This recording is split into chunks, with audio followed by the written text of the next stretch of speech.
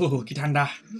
শীতকাল, এখন প্রচণ্ড শীত পড়তেছে। তো শীতের সময় আইলাম বেড়াইতে, শ্বশুরবাড়িতে আইলাম। তো আজকে প্রায় প্রায় 2 বছর পরে হাঁসের মাংস খাইতেছি। শরীর আজকে গরম হয়ে যাবে, সত্য কথা যেটা।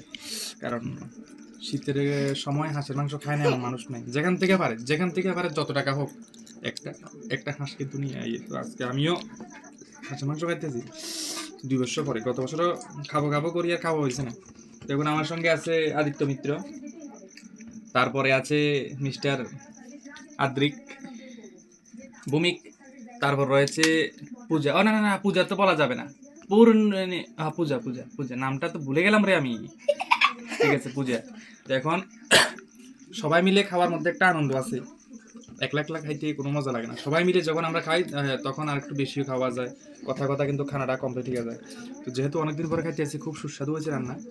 একদম চাটে পুটে খাইতেছি।